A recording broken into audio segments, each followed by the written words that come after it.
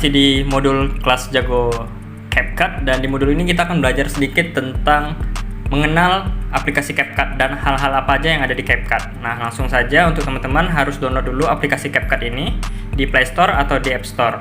Lalu klik aja, dan di sini kita akan diperlihatkan sebuah tampilan awalnya seperti ini. Dan di sini juga ada paling bawah ini ada banyak pilihan ya, seperti edit, template, kotak masuk, dan saya. Nah, di mana ini masing-masing punya isinya tersendiri ya. Di sini tempat di mana profilnya kita, di sini tempat di mana kita dapatkan notifikasi, di sini berisi berupa template-template diciptakan oleh dari CapCut Creator. Kemudian di sini adalah template untuk kita membuat editing konten kita. Nah, kita langsung aja klik proyek baru.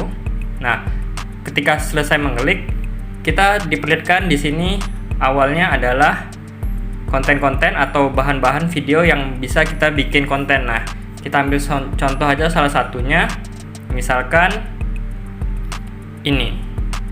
Nah, ini adalah tampilan pertamanya, dan kalau kita ingin memasukkan videonya, kita langsung aja klik tambah.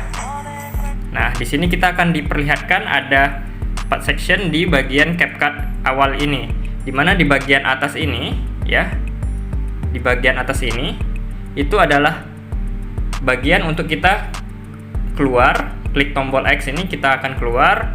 Bagian ini ya, ini kita akan bisa mengatur resolusi yang akan kita pakai nantinya.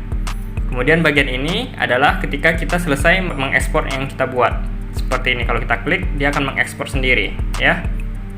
Kemudian section kedua adalah ini adalah content preview, dimana ini adalah hasil editan yang bisa kita lihat secara langsung ya.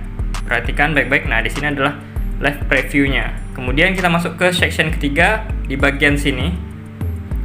Nah, kita mulai dari bagian ini adalah timing atau durasi yang ada terdapat dalam konten kita atau videonya kita ya.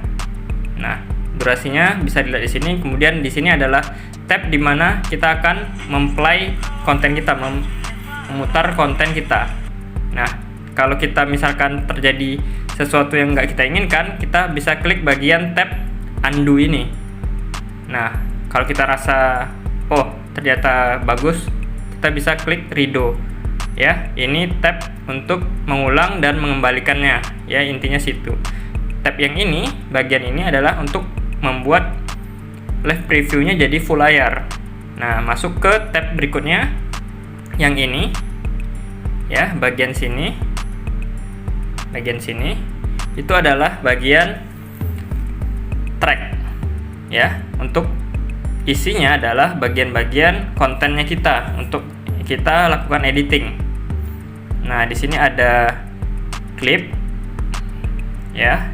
Terus di sini juga ada terdapat bagian atas ini adalah jumlah waktunya, durasi yang kita lihat. Nah, ini ada artinya 10 detik. Nah, kalau kita kecilkan itu akan lebih. Kalau kita jepit dua layar seperti ini, itu jadi waktunya lebih persingkat. Kalau kita perbesar untuk memperdetail kontennya kita, nah kita bisa tarik seperti ini. Durasinya jadi lebih panjang tampilannya.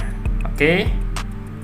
Kemudian di sini adalah tab berikutnya, section berikutnya, section keempat. Ini adalah toolbarsnya, toolbar untuk melakukan editing. Di sini ada banyak pilihan ya. Ini menu awalnya. Kalau kita klik misalkan yang edit ini, itu akan muncul menu-menu lainnya. Oke, sebentar. Nah, kalau kita klik bagian edit tadi, ya, bagian di awal ini, toolbar awalnya, kita klik, di sini akan muncul bagian menu-menunya, menu-menu tambahan lain berikutnya di bagian section untuk track utama. Nah, kalau audio, muncul nanti audio yang akan kita masukkan. Kemudian teks juga sama seperti itu, akan ada menu keduanya ya. Kalau ingin kembali, tinggal klik yang ini, back, sama seperti yang manapun, ini back juga. Nah, di sini adalah bagian-bagian yang bisa kita gunakan untuk melakukan editing sekreativitas kita. Nah, seperti itu aja. Untuk detailnya kita akan masuk ke pembahasan modul selanjutnya. Terima kasih dan semoga dimengerti.